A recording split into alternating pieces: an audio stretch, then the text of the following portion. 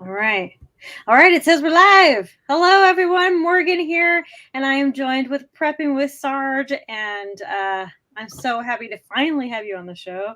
I think you've done a couple like guest appearances or whatever on the channel and other videos and stuff. But I always love hearing your opinion and seeing your videos, and you're so uplifting and positive, and it's just something we desperately always need in the community. So yeah, I just love everything you do. So Oh, thank you so much. Yeah, this is actually, you and I did a collab back in 2000 when I was first starting on YouTube, but I've been following you for years, as you know, yeah. back when you were the Armed Rogue.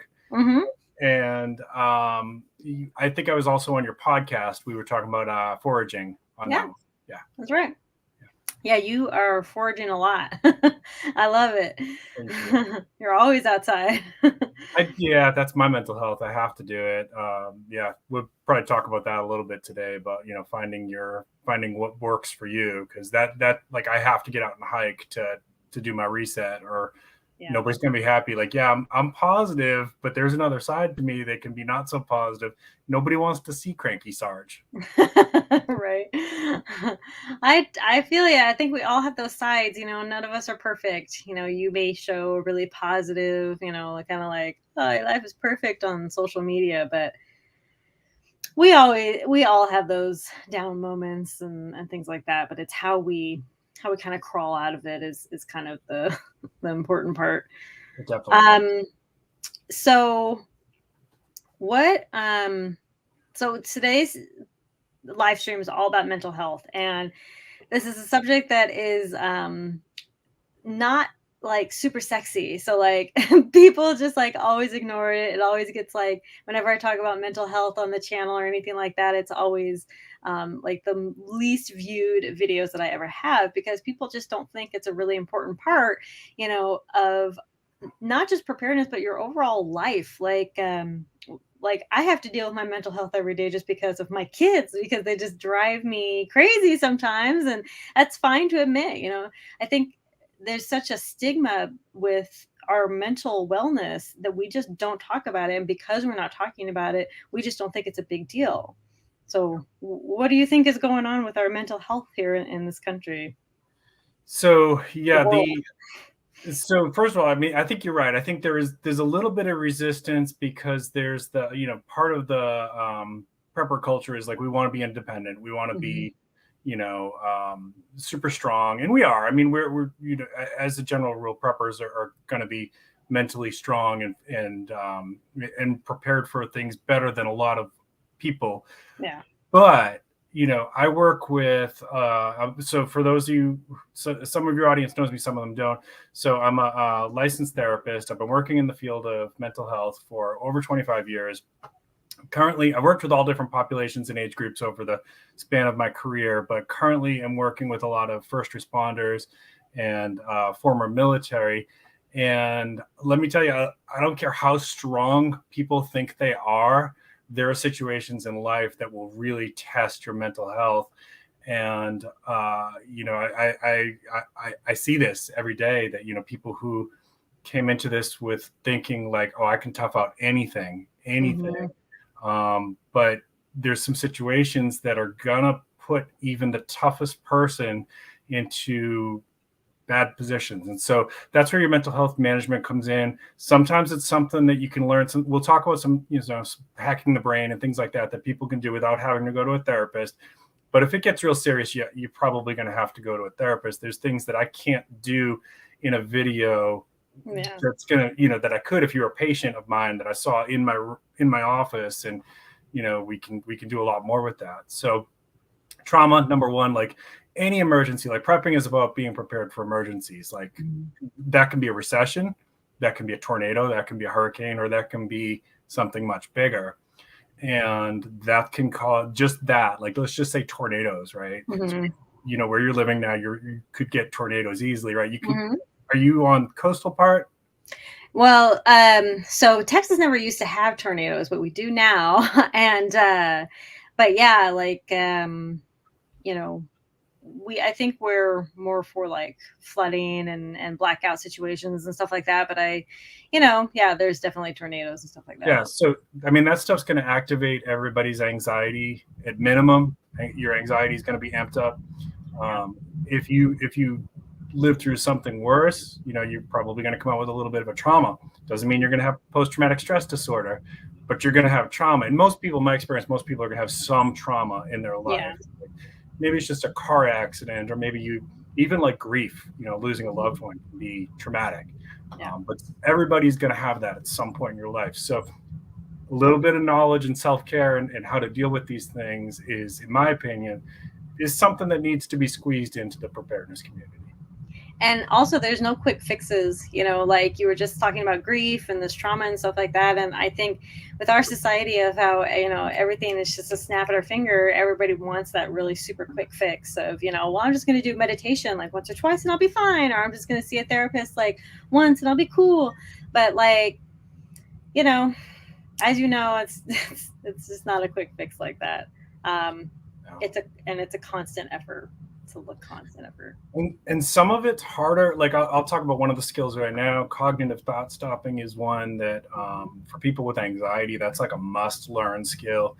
And the concept of it is like, so give me an example of something that might keep you awake at night. Like when you're just laying there and I cannot fall asleep, like this thought's racing through my mind. What's an example of something like that? A lot of it has to do with my kids. Like, how am I going to keep them safe? How do I train them to help be safe and stuff like that? Okay. That keeps me up. Okay, so let's say that you are watching the weather or you're listening to the weather and they say, flash flood warning for your area. Mm-hmm. And you start thinking about, okay, I need to review with my kids, what's our plan? Right? Like if there's bad waters, like what's our plan? Are we getting on the roof, or what are we going to do? Are we going to get in the car and try to find an evacuation route? So you're laying in bed and you're thinking about all these things and you're like, I got 2 days till this flood's supposed to come in. I got to get some sleep, right? Like, and anxiety is a big piece of what causes insomnia. So this is where your cognitive thought stopping might come in. And the idea of it is, first of all, recognize it sounds easy, but it's not easy. It takes a lot of practice. This is actually for myself, this was one of the hardest skills to learn, and I work in the field. But the idea is, you recognize like, okay, this thought is not doing me any good at this moment in time. I can't change anything about it at this moment in time. So I'm gonna basically just tap it away. I know I'm gonna have to come back to it. It's not like ignoring a problem. Right. We don't ignore problems. We right. prepare for problems. But it's recognizing that at that moment in time, it's not going to help you to obsess about it. The most important thing right then might be, I got to get some rest. So I tell people to think about it like a balloon, right? Your thought is a balloon, and the thought is kind of floating in on you while you're trying to sleep, and you're like, I got to worry about Kid Rogue and Baby Rogue. Oh my gosh, are they going to remember the skills? What if I get hurt? Will they know what to do, right? Mm-hmm. And you're like, I can't sleep. Yeah. So you think about it like you're basically tapping it away. Tap the thought away. It's going to come back, especially when you first start doing this. You just keep tapping it away. Because what you're doing every time you do that is you're training your brain to learn to do it. It may not work that night, but you're building that skill. Just like if you were going to the gym and I said like, all right, Morgan, we're gonna put you on the bench press. You're gonna bench press 250 pounds today, right? And you're like, no, that's not happening. But maybe you could get there if you're training it, right? Like maybe you're working up to it, and so every 2 weeks you're adding another 2.5 pounds, and then eventually you probably could do it. This is the same idea with cognitive thought stopping, is like, don't get frustrated if that tapping away is not working, because most people don't get it right away. But keep working on it until your brain will developing it, and then eventually you're going to find like, I tapped it away and it stayed away for 4 hours. Now you're getting there. Yeah. Right. I think that's a great concept to keep in mind for just everything. you're tapping those thoughts away, but you're not ignoring it. You just don't have maybe a solution right now to handle it, or you need to step back from it, or whatever is going to be causing it, and whatever's causing those thoughts or whatever. And that's the kind of the same concept that I try to tell people about preparedness as a whole. You have to control what you can control. We can think about these what if situations, we can try to make these plans, we can do whatever, but if you can't do something in that moment, you can just be like, all right, that's cool.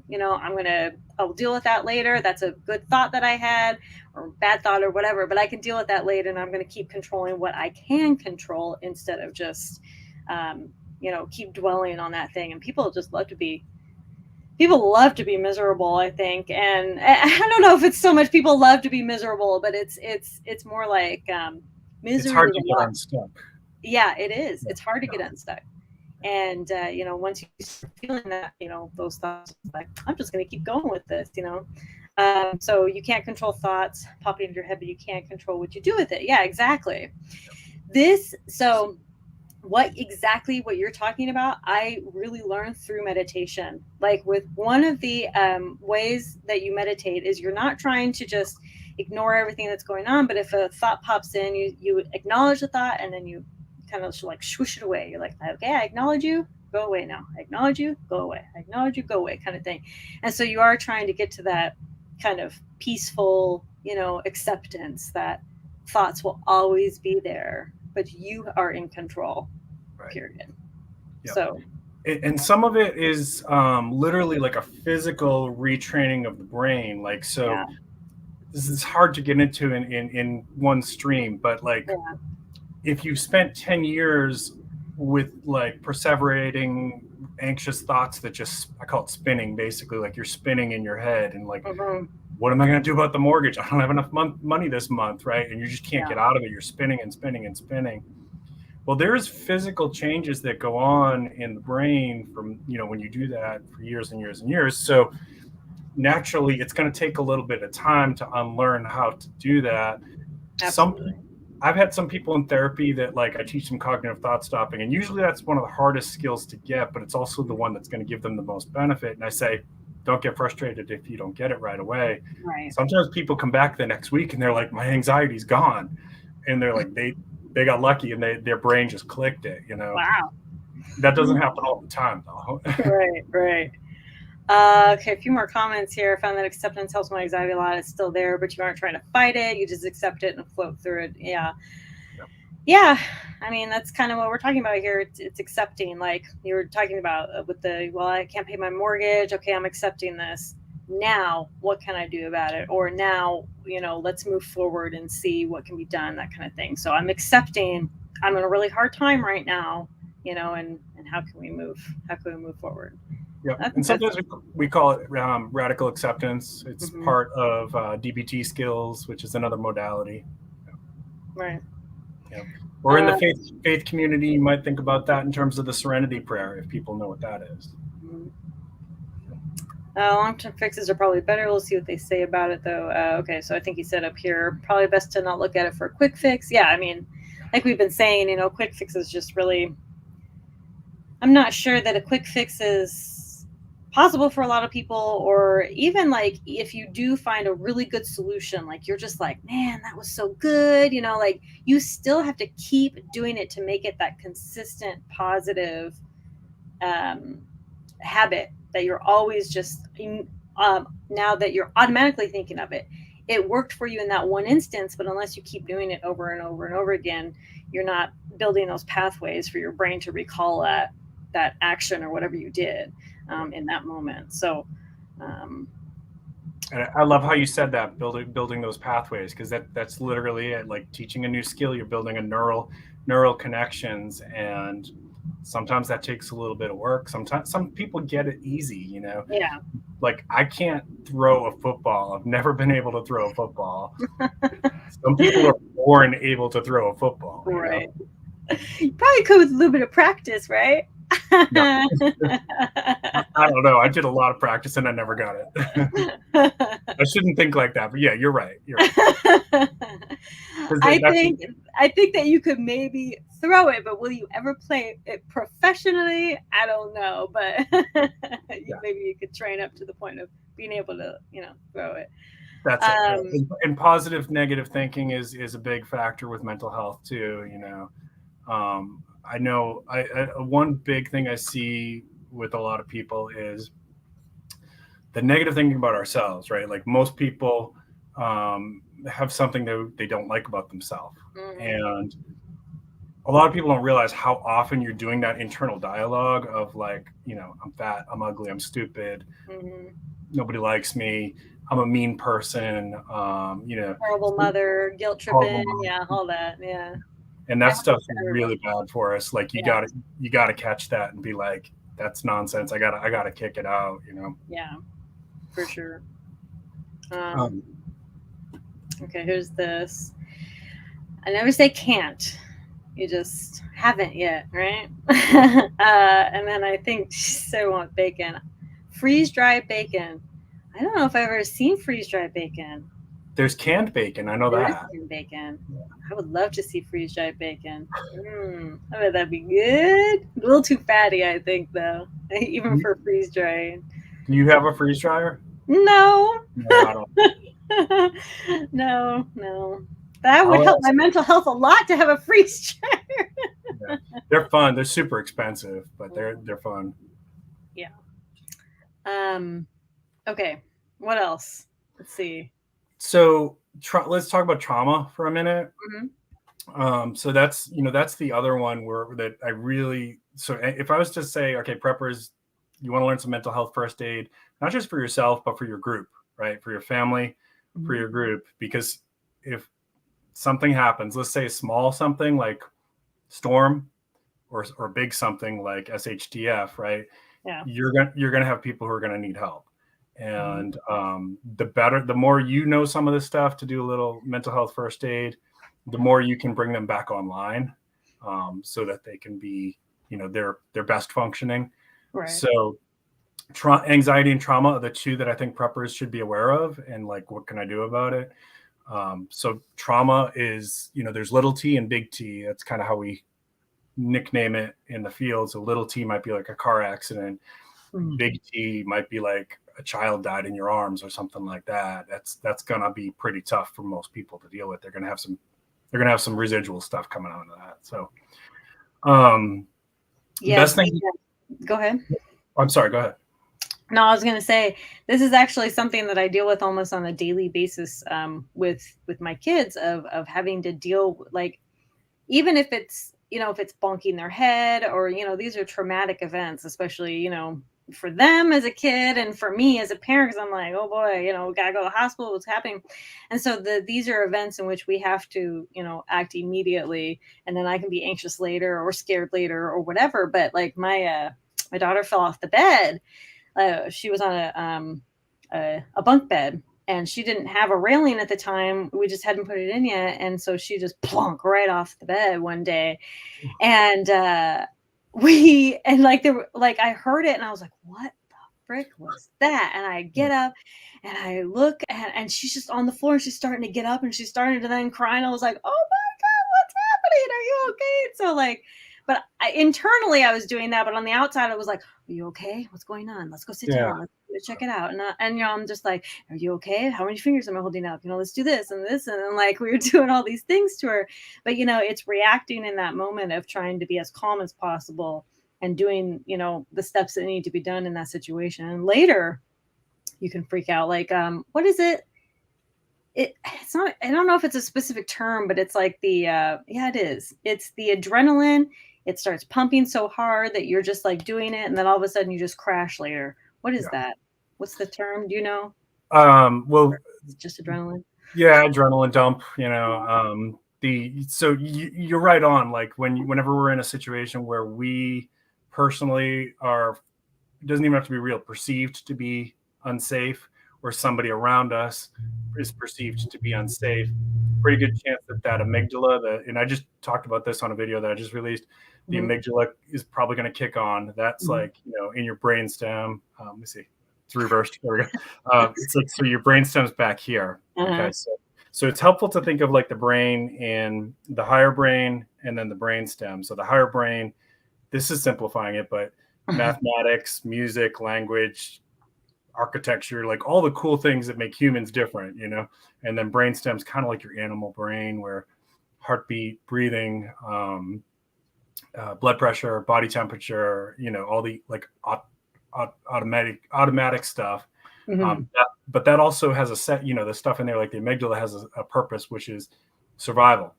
And that's its primary goal, is to keep you alive. And secondary goal, keep the people around you alive. So when that kicks in, you're going to get adrenaline and norepinephrine and cortisol and some stuff. And some good things come of that. It's going to make you super strong. Yeah.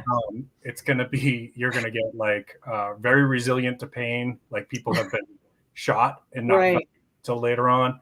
And they're like, oh, what's that? Like people always joke about it in like TVs and movies, but that actually happens. Like, really? I was stabbed. When did that happen? Like, and then like it's like when they see it, then all of a sudden, then it hurts. Then it also another thing that happens is like the brain speeds up when the amygdala takes over. So things seem like they're in slow motion. It's really weird if you've ever had it. Things aren't in slow motion. Your brain is on like hyperdrive, so it's processing so fast that things seem slow. And then the tunnel vision, right? That could be another one. Yeah, that's some of the negative side effects. I don't really know if there was a purpose for that in survival, but your finite motor skills can kind of go to crap. Yeah. So that's why like people who do a lot of training with pew pew pew, they'll stimulate that to learn how to like do magazine changes and clear malfunction and things like that when your finite motor skills are jacked up. So one way to simulate with that would be like do a ton of jumping jacks and push-ups and then jump up on the firing range and take your shots and change the magazine. See how hard that is. It's not going to be fun. Or dial a phone number after you've done that. Yeah, I've done that exact training, and it's way different. So it's maybe not going to be exactly like that, but it definitely stimulates it pretty well. It's as close as you can get it without being in a life-threatening situation. Right. So I did want to put the Sarge's point about being self-depreciating, what you said earlier about those negative thoughts, even if you do it in good humor, if you're talking about it in the subconscious, it just starts, you just start, you're making fun of yourself, but it's still real thoughts. You're still thinking it, you're still putting it out there. So we can all laugh in good humor sometimes, but and check on your friends that are comedians. That a lot of times people with depression are managing it with humor, and people don't realize they can be really hurting inside. It's not to say that everybody who's funny is depressed, but just kind of keep your eyes open for that. Yeah, good. So I want to know, you've been through the slow motion. Tell us more. I want to know. I don't think I've ever been through that.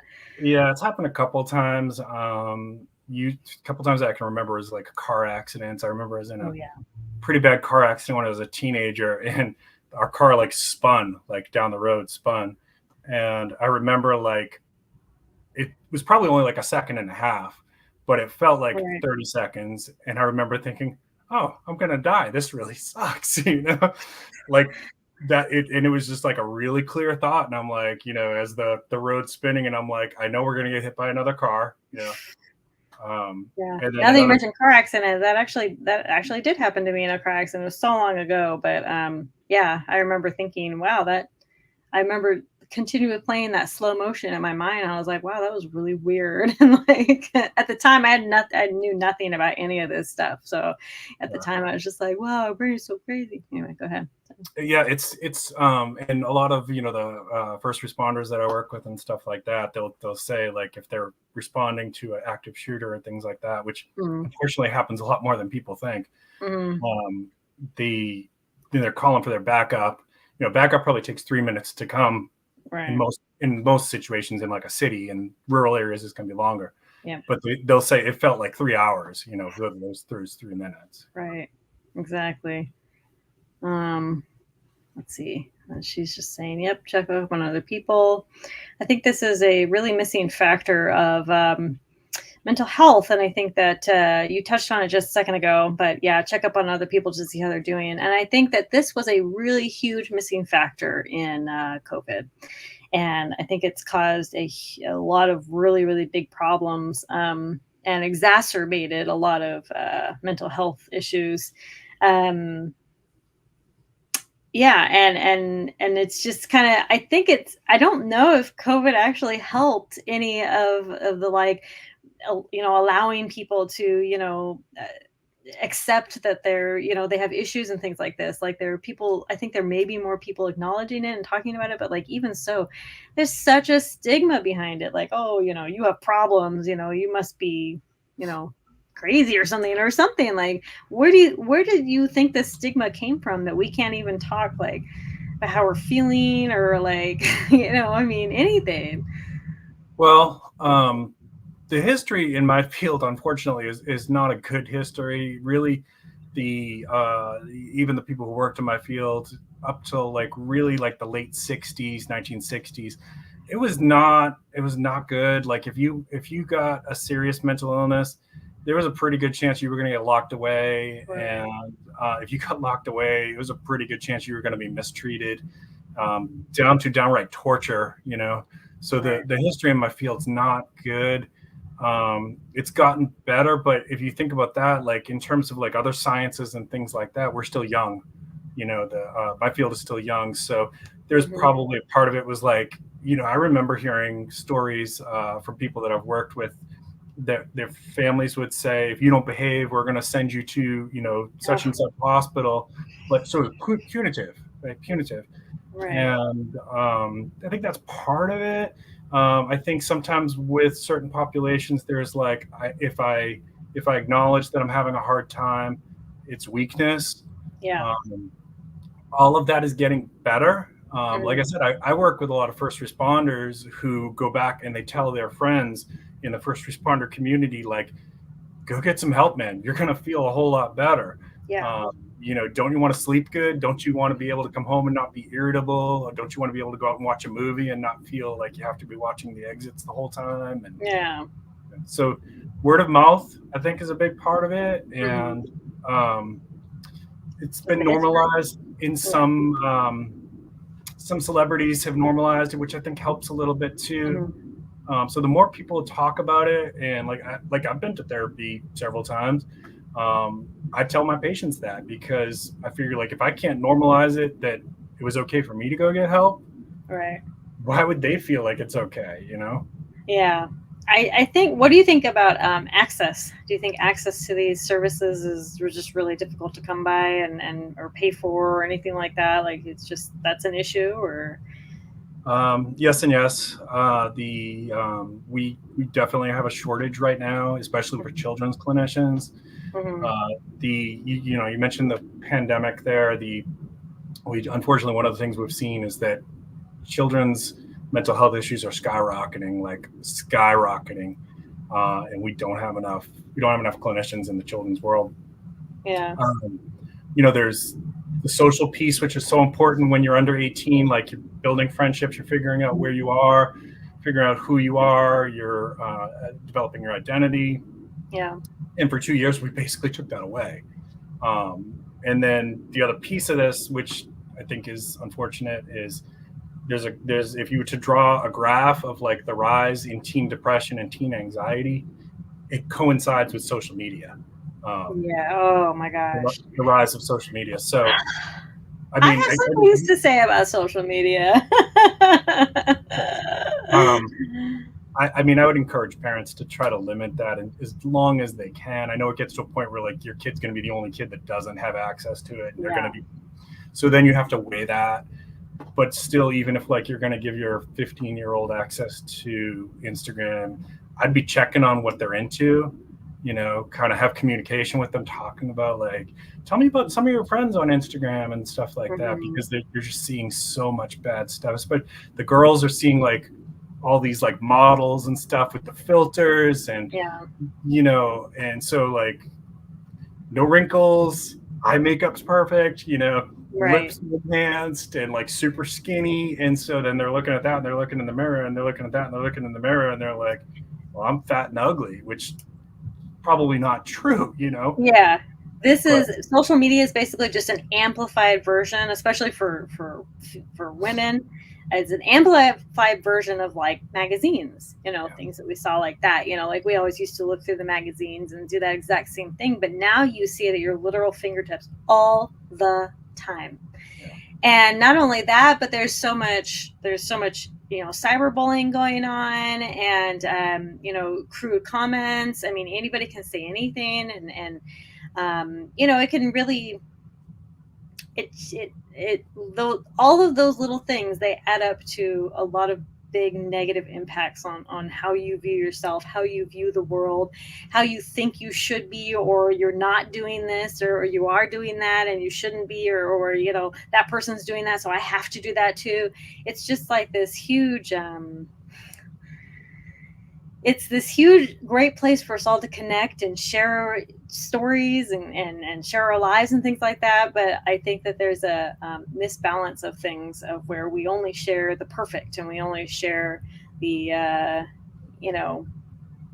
our perfect face and our perfect this and that and the other. And it's become just a big, it's off balance now.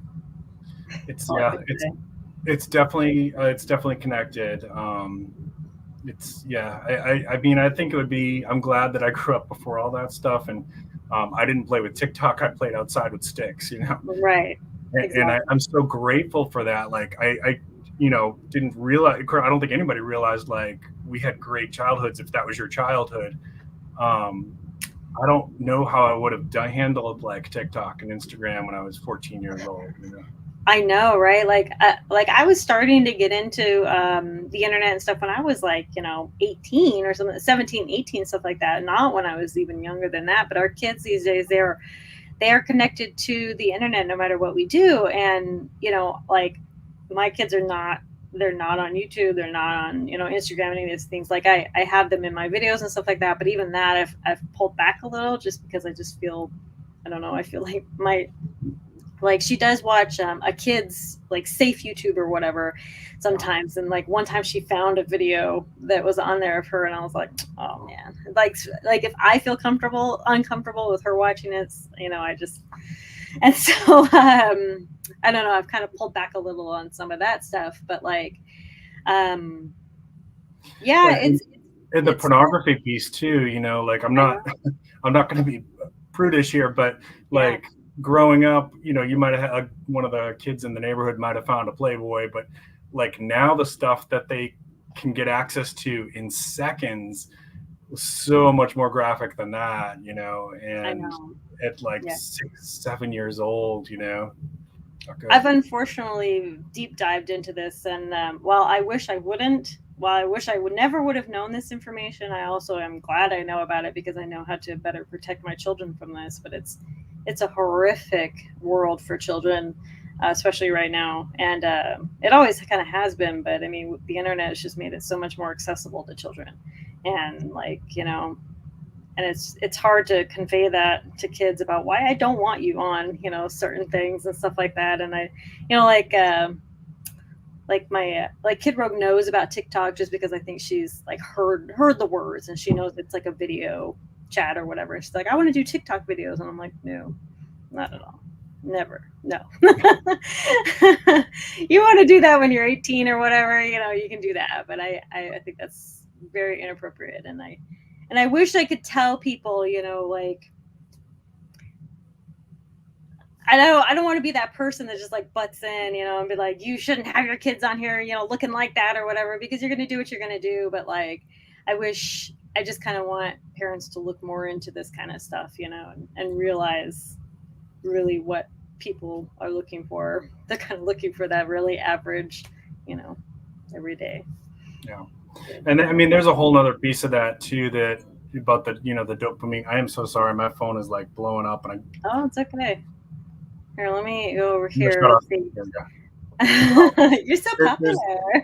There's a piece of everything we do online. Like it's by design. The people in Silicon Valley knew what they were doing. There's a piece of it that like stimulates the brain, and it hits the dopamine receptors. So this is going to be a very simplified explanation for people, but if you want to use a metaphor, dopamine is like your happy, excited, feel good. Serotonin's kind of like your chill, relaxed kind of neurotransmitter.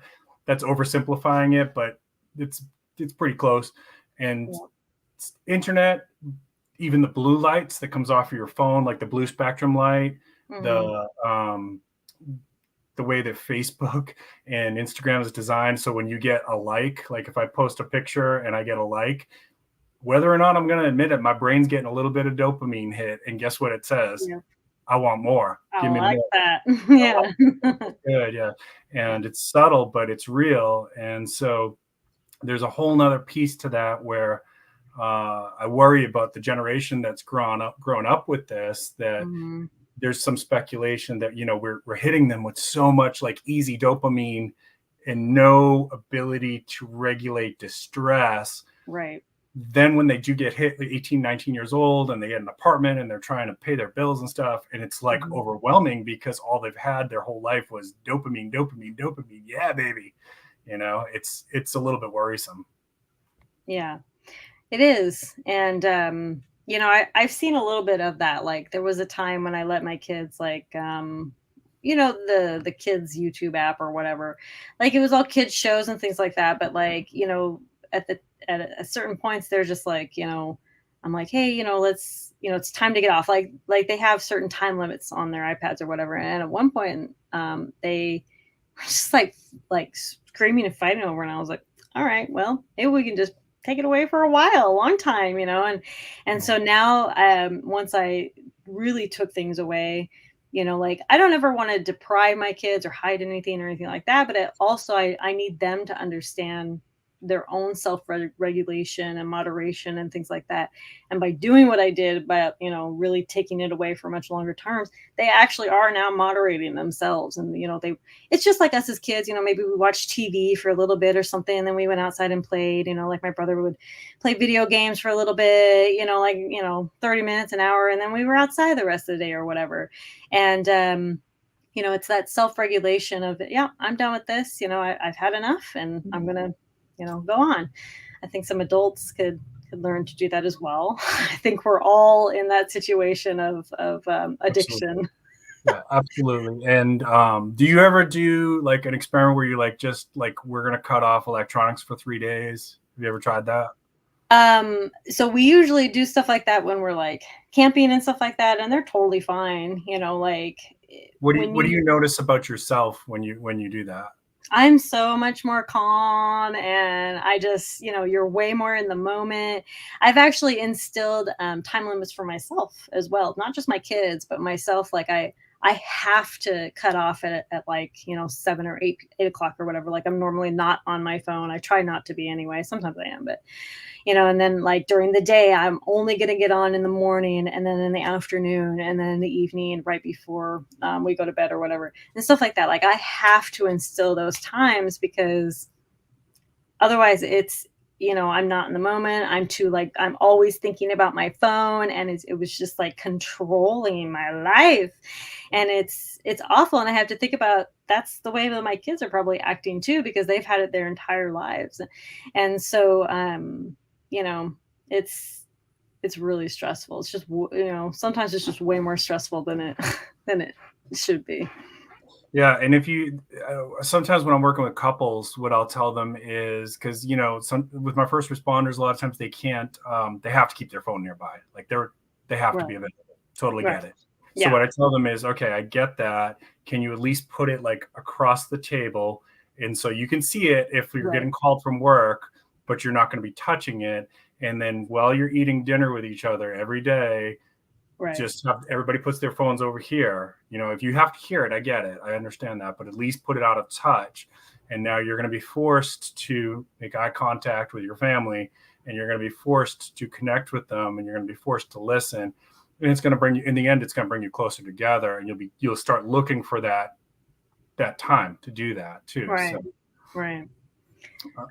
I actually want to focus on what they said here a second ago.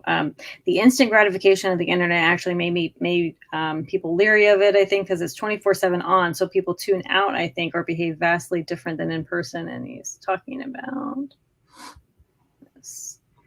Oh, wait, not that.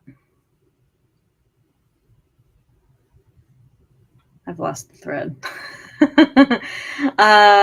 Okay. So anyway, I wanted to touch on what you talked about there about the 24/7 on.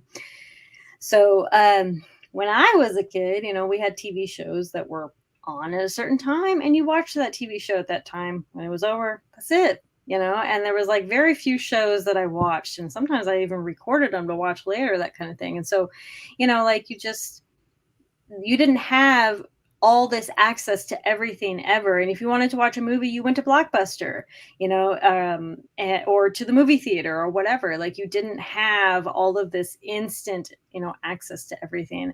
And I think that can really, yeah, I think that's really. Yeah. So you mentioned the, going outside, doing different things, gardening, hiking, playing with sticks, like, Mm-hmm. if there's one thing that I would have people do to help manage their mental health is to get outside more. It's so important. Like there's been so much research about how important fresh air, sunshine, of course, movement. So like I would say, if you're going outside, combine it with movement, bike, hike, whatever you want, garden, whatever you want to do, but move, get that fresh air, get that sunshine, and periodically touch the dirt too. Like there's actually minerals in the dirt that act very similar to antidepressants in our body. How many kids are being encouraged to go outside and play in the dirt nowadays? It's much, much less than it was 20 years ago. It's actually a movement now to get kids more outdoors. Like it's a huge movement online. Like, oh, we need more kids outdoors. And it's like, oh my gosh, like we have to actually educate people to get kids outdoors. It's really, that's really crazy to me. Like we've always been an outdoor family. We're outdoors every single day. And it's harder in the summer months just because down here it's really hot, but we still get outside in the mornings and things like that. And so like, it's wild. It's wild. And I've heard from a lot of parents too that they don't want to go outside, because the parents are as addicted to these things as the kids. And we're not here to judge anybody or anything like that. I mean, this is the way of the world. It is, it's not like 30 minutes a day is what I tell people. Commit to 30 minutes a day, that honestly would make a huge difference for most people for their mental health. 30 minutes outside, breathing the fresh air, walking around, getting that sunshine. We're not meant to live in a box. The box is the shelter. That's it. It wasn't supposed to be that we spent 24/7 in there. Right. Exactly. Yeah. I do love technology. I love internet. I love being able, we're doing a live chat, talking to each other right now and communicating with other people. It's fantastic. This is what the internet was for, to communicate and engage and then be part of a community and social, that kind of thing. And I think that it can be dark, but it can also be positive if we see those things, if we try to make it into a positive experience and not let it rule our lives kind of thing. Yeah. Do you, how are we doing on time? I know we were going to hit on that, the medication piece there. Yeah. Let's go ahead and dive into that. Let's do that right now. I wasn't even looking at the time. We're just chatting away. All right. Yeah. So one of the questions that comes up a lot when I talk about mental health in videos is like, and also I've seen this on the different forums and pages and whatnot. Like I've got a family member with severe mental illness. If they don't take their medications, it's going to be a bad time. And there's certain ones where that's definitely going to be more needed, like schizophrenia and schizoaffective and things like that. It's, you're probably going to want to make sure you've got some plan for this. And again, this could be just like Hurricane Katrina kind of event. It doesn't have to be a big SHTF. It can be, a localized SHTF where, think about Katrina, where supply chains are jacked up for months, So what's your plan? And then the other thing is, a lot of our medications are coming from overseas. Not good. Like if it's not being produced by a couple different factories in the United States, we're susceptible and we're vulnerable to a lot of different things. And unfortunately, that is the case. Cheaper to make medications overseas. So a lot of these medications are made overseas and they get shipped in. Right. So number one, for the heavy duty stuff like the psychoses and things like that, I would really strongly encourage viewers to talk to the psychiatrist or the doctor, whoever's prescribing it, and explain your concerns. Like, hey, we got hurricanes that come through or whatever. I'm worried. You don't have to say like I'm worried about an EMP. Right. You can just make it localized and say I'm worried about that. And I know like when Katrina came through, people couldn't get their meds for a while. Do you think you could prescribe a little bit extra? And I'm not going to take it. I just want to have it aside, or I'm not going to have little Jimmy take it. I'm going to put it aside for him so that if the pharmacy's shut down for a while or the meds don't get into the country for a while, Right. we can get by. 3 months is a good goal to like get up to 3 months, because that most situations are going to be resolved within 3 months. Most. Right. You can also most medications, not all, most medications, they'll let you fill a couple days early. Mm-hmm. So let's say I got a 30-day supply of Prozac, for example. On day 28, I can probably fill it, and then I can keep those two medications, those two pills, and you start building up a supply that way. It takes a while, but eventually you're going to have a month, and then eventually you're going to have 2 months, and then eventually you're going to have 3 months, and then you're going to be in good position. A lot of these you should rotate. They're good for a long time. Are they good forever? I can't say that. I can't guarantee you that they're good forever. So you want to be rotating them and using them as you're replacing them and that kind of thing. Right. Yeah. For milder stuff, anxiety, sleep issues, things like that, probably a good idea to learn some of the plants in your area that can help with some of that stuff. Is it going to be as good as psychopharmaceuticals? Probably not, because those things are super concentrated. But I would rather have some options. I have asthma, so I know I grow things in my yard that can help me with asthma. Is it as good as my emergency medication? Nope. Is it better than nothing? Yep. Right. I was dealing with a bout of anxiety, like really bad. Like just really bad anxiety for a while. And I didn't, I was talking to somebody, but I really didn't want to get on like any antidepressants or anything. I didn't really feel that was necessary. I just really wanted, something to just kind of take off the edge and stuff like that. So I was looking into herbal, and I've never known how to say this, but it was, it's not local, but I bought like a big pound of dried leaves or whatever to use for teas and things like that. But it's a agaranth. I have never been able to say this. I'm gonna have to like type it out later or something. But I drink a tea of that, and I honestly it just takes the edge off. So I've like really taken stock of that helps me. Is that going to help you? Maybe not. Like everybody reacts to medications, herbs, everything so different. So it's good to try things, but also understand that not everything's going to be like an instant gratification kind of thing. Like some things take, like maybe you have to take that pill for a little bit, or maybe you have to drink that tea a few times for it to, really, get the max effects or whatever it is. But yeah, so sure, but yeah, sure, but I don't know that one you're mentioning. I'd like to check that out. If you can send that to me, I'd like to not the herb, but the name of it, so I can research a little bit. Yeah, for sure.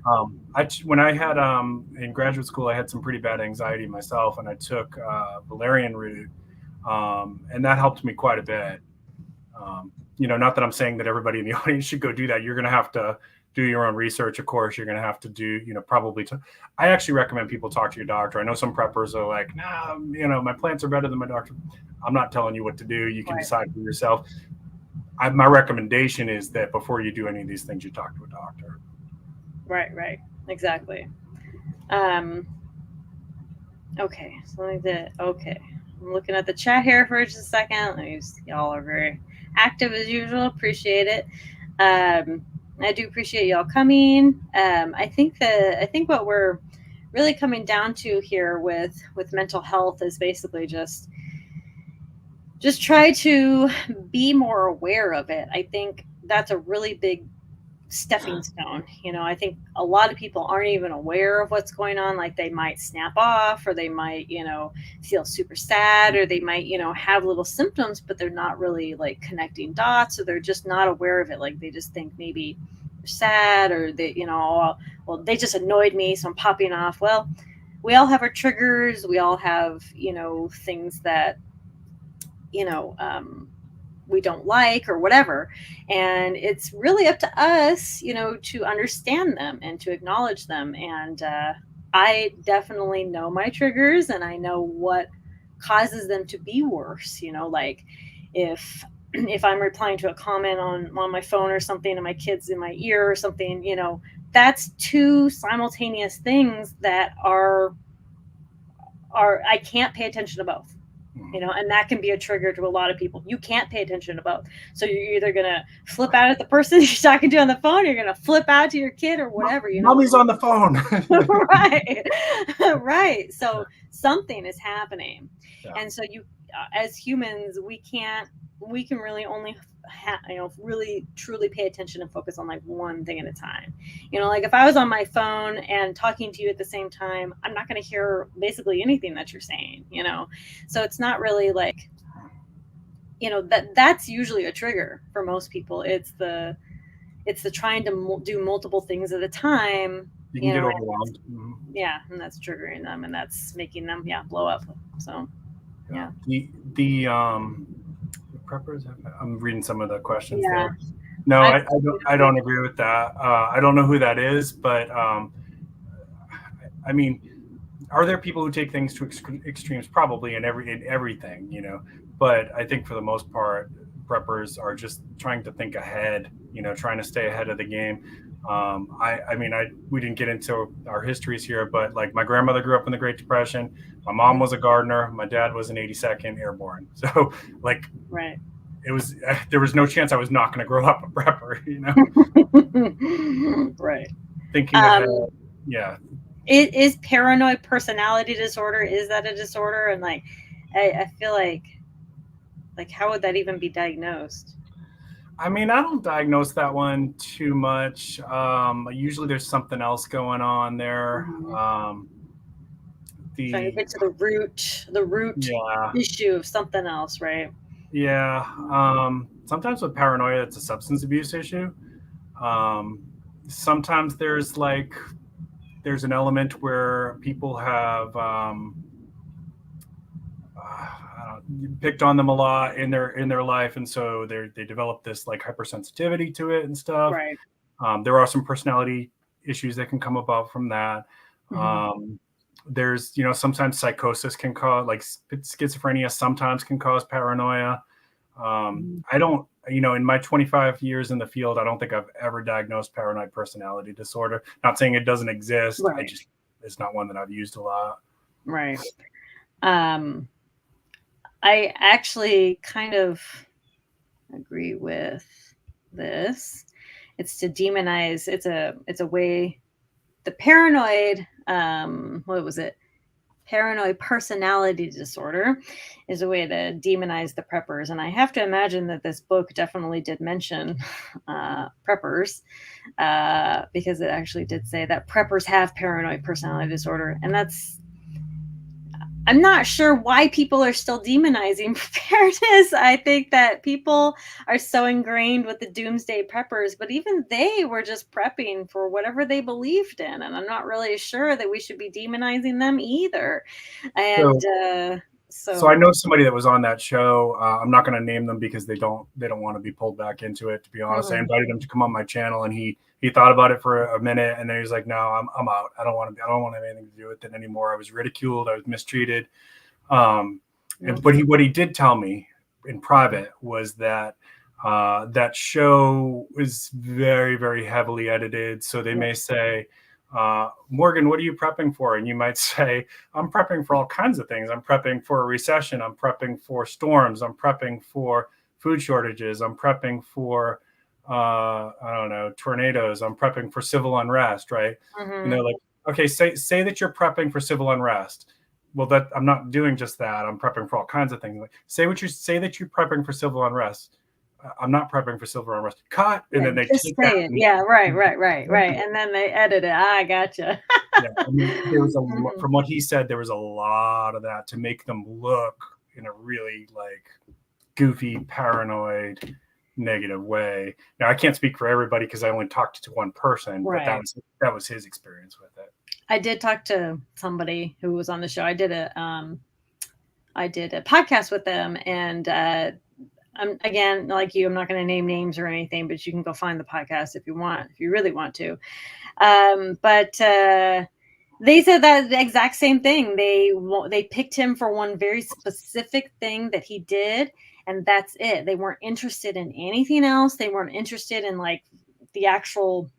I wish I could explain. Like, let's say, you raise cows, but you use that cow milk to make bombs or whatever. Just as an example, like all I wanted to know was how you use that cow milk to make the bombs. Like they don't care about the raising of the cows or anything like this. Obviously, that wasn't the case or whatever, but it's, that's that extreme. They just wanted that extreme. It's a TV show and they wanted those extreme people and those extreme examples. Yeah, So I guess yeah. if they just showed us like cutting coupons and things like that, it's not going to sell. So Right. Right. Okay, so let me see here. See if there's any other things going on. There's some discussion here. I'm not 100% sure. If you want to dive into it, you can see there where are we looking? too. If you look up a little bit, I want to follow forever. Oh, about the What political Moondog? stuff. Uh-huh. So I think that I will a little bit. I think that there is more people who are more conservative, but they're not. There are people in the community who are moderate, and there are people in the community who are more on the left wing side of things. I know some of them. I'm not gonna, because I think that there's some bullying that goes on if you're not on one side of the fence or the other. Yeah. So the ones that I know of tend to keep that quiet. There's only one channel that I know of that's openly about his he's a little bit more left leaning, Mm-hmm. and he's been open about that. And he gets harassed all the time in comments. Like they don't even want to talk about the skills that he's talking about or product that he's reviewing or whatever. All they want to do is like hammer him on that. So that environment's not going to be conducive to discussion for people who are not leaning in one direction. But overwhelmingly, I think that, yeah, the vast majority is probably more conservative or libertarian. I tend to be a little bit more libertarian. And so there's aspects of it that I lean a little bit more left on, like healthcare, obviously, because I work in healthcare and Right. I see what happens when somebody doesn't have access to good healthcare. So of course that's going to affect my views. I tend to be a little bit more left about the environment than most people, but I'm also pro free speech, and very much so, pro 2A, so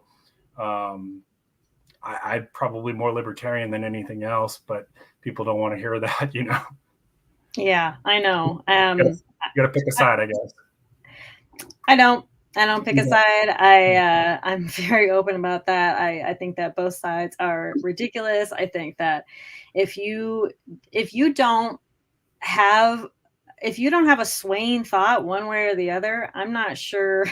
Like I don't know of a single. I do know of a single person. I know lots of people who are very one way or the other, but the majority of people are going to be. They have one thought of this and they have one thought on that side. It's not so much like I'm just 100% that, and I'm not. And honestly, it's straight up division and saying that a conservative is going to be better in the White House than a liberal or whatever. They're both bad. They both have their downfalls, and I don't think I think the whole system is corrupt. Period. There's a And lot of problems. Yeah. So yeah, how many, I guess the question to ask yourselves out there is, how many people at that level of like senator, congressman care about you, like really care about you? Like if something happened to you, they'd really be upset, not fake it for the screens. Like, oh, this terrible thing happened to Sarge and Morgan, like right. really care. It's probably less than 25 out of the whole group. Right. Yeah. It's yeah, I could go on and on about that, but yeah, I think so we answered that question. yeah, I think we did. All right, so I think that's about all we wanted to talk about, right? Just, I think our mental health is super important, and we need to really pay attention to it and try to rationalize it, try to focus in on how to handle it and control it as much as we try to control our preps or anything else. Your mind is so powerful, and it can trick us, and it can try to control us, and it can lie to us, and it can do all these things. But in the end, you're the one that's in control. So control that brain. Yeah, our thoughts have power, and Yeah. that's a good exercise for everybody. Like, just be mindful of your internal dialogue. Like, how Mhm. often are you thinking negative thoughts about yourself? How often are you spinning? Like, at the beginning of the stream, we were talking about spinning and anxiety, and like that thought that you just can't get out of your head. Like, it's not good for you, so we got to figure out some ways to manage this. Right. And get outside. That's huge. I wish people, if there's anything else they took away from my message here, it'd be get outside, try to get 30 minutes a day if you can. Yep. Sarge is outside every single day, and he's always preaching it. Get outside, and you're just like, stop it, Sarge. Get out of my head. I'm not going to stop it. Don't stop. Won't stop, can't stop, won't stop. That's right. I love it. I agree. Get outside, even if it's just 30 minutes a day, like you're saying. Walk around your house. Walk around your yard. Backyard a few times, whatever. It'll do good. It'll do good for you. Yeah. Yeah, exactly. Well, thank you all so much for being here, and thank you to Sarge for being here. If you don't, we're forgetting one thing. Pocket check. Oh no! Oh wait! I knew it was right here. Hold on. Ah! That's right. Real quick, pocket check. You got it. All right. I got it. All right. Pocket check. There we go. I took it off for a shower. Wait, there we go. Yay, pocket check. Pocket check. The new Spark by Wazoo Survival, and I honestly love this thing. It's just a little necklace. There we go. And it's on Kickstarter right now, everybody. So yeah. I think they said it won't get delivered till these were prototypes. So the actual ones, if you order one through the Kickstarter, it doesn't get delivered till December. But I have the old one too, and this definitely is an improvement. It's so much easier to handle.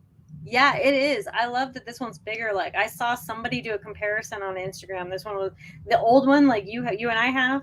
It's like half this size, but this is like way easier to work with. And the design is like super slick and just really easy to work with. So yeah. But yeah, the belt, I still have the belt, and I still wear the belt. I love the Cash belt. I have a lot of stuff from Wazoo. I will always promote them because they're always trying to innovate, and they listen to the audience. Like, I know this sounds like a commercial, but like, it's true. I mean, they contacted us personally to be, to be part of this, and like, it's just really cool. They're just a really cool, like, down to earth small business. That's just, they really are. And it's out of all the, the companies that I've worked with, I'm sure he's called you too. I've had like phone conversations with Dustin, who's, the CEO, I guess, the owner. Like, there's no other company that I deal with where the owner of the company is calling me up and asking my thoughts and stuff, Right. Right. Totally. But anyway, Sarge and I both have videos about this. You can go see how it works and the links to that Kickstarter. But anyway, yes, I actually just got a question real quick. So this is I don't want to, take it off to show you. So this is ceramic, and it's not really sharp. Like, you can see, I'm putting my hands along it. It's not cutting me or anything like that. I can hit myself with it. Sorry. It's not really sharp. And so now this is a ferro rod. I keep messing with the camera here. This is a ferro rod, so but it is sharp and good enough and strong enough to create sparks. Sorry, wrong side. So just create sparks. Works really good. Yeah. It's amazing. It's really small, and I used to be really anti the small ferro rods because I was like, they just don't work. They're really hard to use. But this one, I don't know. It's just the way that it's on here. It's just really stable, and it works really well. So yeah, it's good. And then they have the one that's on the Kickstarter actually has a quick release, which I love. I wish I had gotten a quick release because I had a really fun idea for a video. But when you're wearing it, like I have kids or anything like that, and I can just snap it off and start using it immediately. I don't have to as you can see, I'm like fiddling with it every time I get it on and off, and like I love the quick start. I'm sorry, the quick release. The quick release. Yeah, that's a great idea. Good design. Well, thank you so much for having me on. It's always a pleasure to collaborate with you. Yeah, and, you too. And for those in okay, what? And for those in Morgan's audience who have never met me before, my channel actually was inspired by Morgan's. I've been a fan of hers for years, and when I was getting started, I really wasn't sure what I wanted to do with my YouTube channel. I was experimenting with all kinds of things, mental health, product reviews, and ultimately ended up deciding that I wanted to do some prepping. And she helped me out. She's answered a lot of questions for me along the way. And my channel and my approach to prepping is very much inspired by you. So thank you. I really appreciate you. Well, thank you. Flattered. I love your content, and I think that you deserve way more subscribers than you have. So please, everybody that does not know Prepping with Sarge, you can just search in the YouTube. I'm pretty sure your link is in the description. If it's not, I will fix that immediately. But yeah, just search Prepping with Sarge here and on Instagram. He has a lot of great Instagram pics and advice, and every single day he's get outside. So yeah, he always reminds you. You're just like, gosh, Sarge. Yeah, they're gonna put that on my gravestone. Quote unquote, get outside. Yeah. All right. Well, thanks so much for being here, and thank you all so much for watching and being here. And we'll see you later. Bye-bye. Bye-bye.